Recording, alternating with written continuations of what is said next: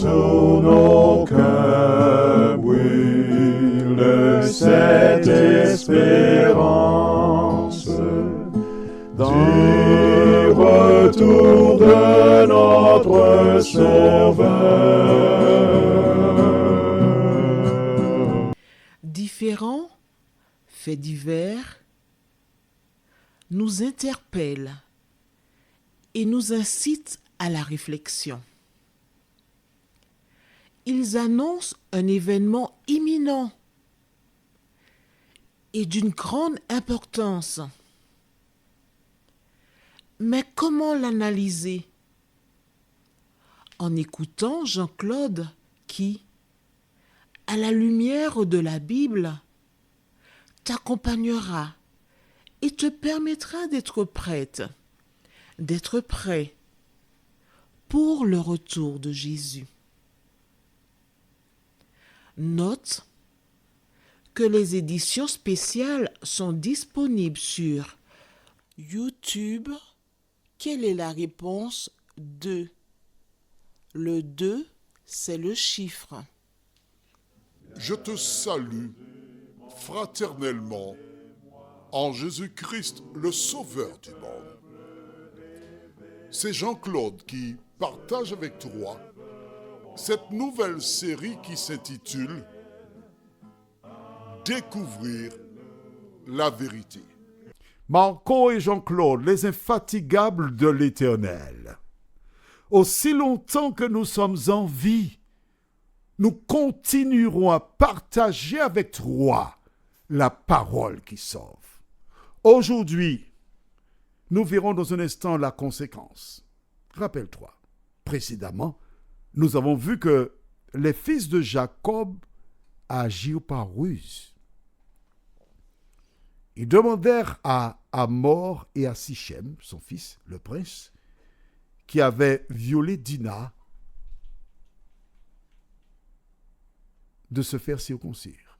Et qu'il fallait que tous les hommes de la ville le soient, afin qu'ils puissent faire partie de leur peuple, et on aurait un seul peuple, une seule nation. Ça me fait penser à Guyana. Guyana, ça se trouve en Amérique du Sud, la Guyane hollandaise. Dans leur hymne national, ils déclarent « One people, one nation, one destiny and free ». Un peuple, une nation, une destinée libre. C'est le slogan. Les hommes qui virent à la porte entendirent. Et que firent-ils? Ils se firent circoncire. Et le résultat, c'est ce que nous verrons dans un instant. Juste avant, prions. Seigneur, nous revenons vers toi. Parce que nous croyons en la parole. La parole qui nous éclaire, qui nous dirige, qui nous conduit dans toute la vérité. Alors qu'une fois de plus, nous continuerons ce beau récit, de nous aider à mettre la parole en pratique. Au nom de Jésus. Amen. Que s'est-il passé? Nous gardons toujours le même chapitre, 34 de Genèse. Et je lis à partir du verset 24. Tous ceux qui étaient venus à la porte de la ville écoutèrent Hamor et Sichem, son fils. Et tous les mâles se firent circoncire.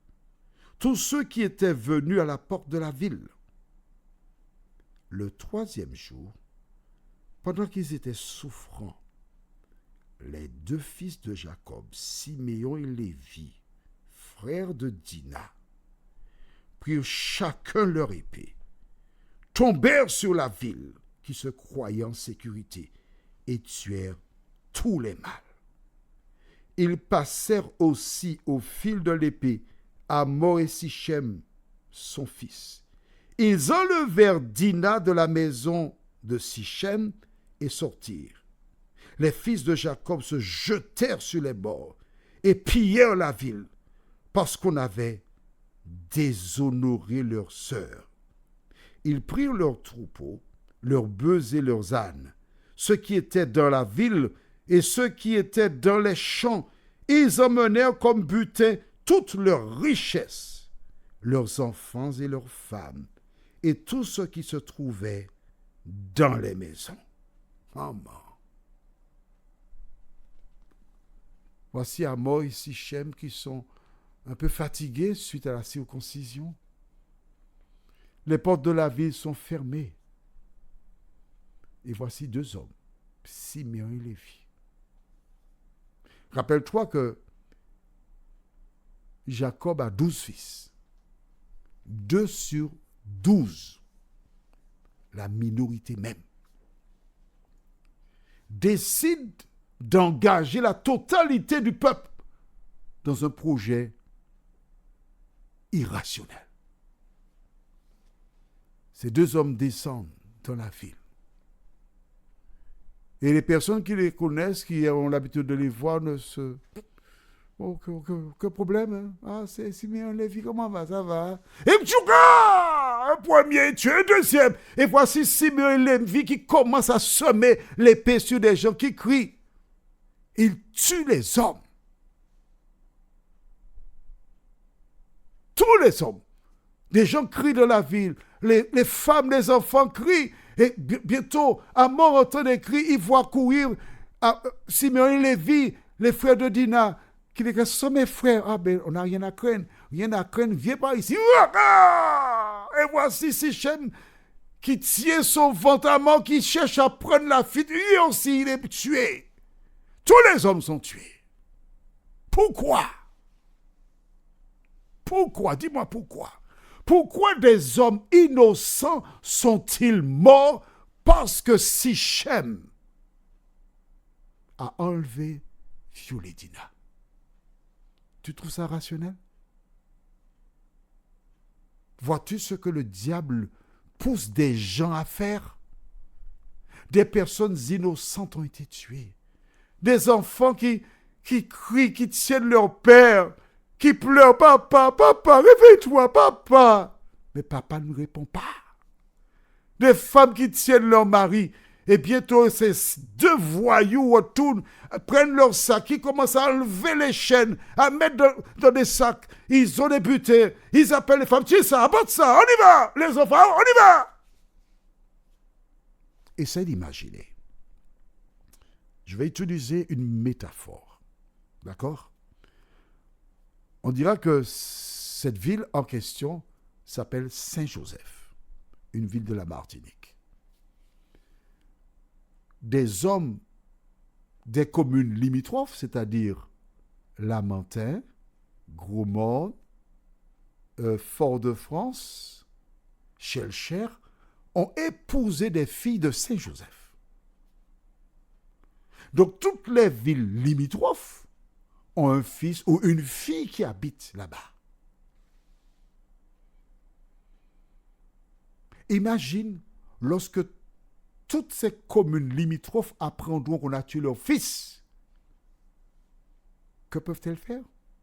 Se liguer et puis ensuite descendre pour exterminer les assassins. C'est naturel. C'est humain. Mais est-ce que tu as noté avec moi que Dina était dans le palais? Hein? Elle était dans le palais. Ils ont été dit, bon, hey, on y va, sors d'ici. Tu n'as rien à faire dans le palais. Un palais où il y a des choses qu'ils n'avaient jamais vues. Ce n'était pas important pour eux. Ce qui était important, c'était leurs valeurs. Leurs sœurs ont été violées et étant en colère, ils ont châtié le coupable ainsi que son peuple. Je remercie Dieu car à travers ce récit, il est en train de te parler, toi qui écoutes cette émission. Quand une personne t'a fait du mal, est-ce normal que toute la famille de cette personne supporte les conséquences? Dis-moi. Dis-moi. Est-ce normal? Si tu as un problème avec quelqu'un, ton seul devoir, c'est d'aller vers elle, de résoudre le problème avec elle, mais ne pas faire du tort à ses frères, ses sœurs, d'autres personnes qui ne t'ont rien fait. Et voilà donc Siméon et Lévi qui récupèrent toutes les femmes et les enfants. Elles doivent porter les sacs de butin, d'argent, d'or. J'ouvre une parenthèse pour te dire que lorsqu'on te parle des Hébreux, ils ne sont pas constitués exclusivement d'Hébreux, parce que ces personnes de Sichem, ce ne sont pas des Hébreux. Mais ils les récupèrent et ils les emmènent avec eux. Et ils deviendront partie intégrante du peuple d'Israël. Tu commences à comprendre? Ce qui conforte la déclaration de Saint Jean quand il dit, dans Jean 3, verset 16, « Car Dieu a tant aimé le monde qu'il a donné son Fils unique, afin que quiconque croit en lui ne périsse point, mais qu'il ait la vie éternelle. » Voilà un exemple où des personnes qui n'avaient pas les coutumes des Hébreux viendront faire partie du peuple des Hébreux. Et ces personnes qui arrivent dans le peuple-là, elles arrivent avec l'animosité, la haine, la vengeance, avec l'intention probablement de mettre à mort ces deux vagabonds qui ont tué notre époux et les enfants, notre Père. Prions. Seigneur, lorsque nous cherchons à nous venger, nous ne savons jamais jusqu'où ira nos actions. Il n'y avait que Sichem. Si ces hommes avaient été honnêtes, ils auraient dû régler le compte juste avec Sichem et ne pas ôter la vie à des innocents. Parfois, nous agissons ainsi, Seigneur. Merci de nous éclairer et nous aider à ne pas continuer ainsi au nom de Jésus et pour ta gloire éternelle. Amen.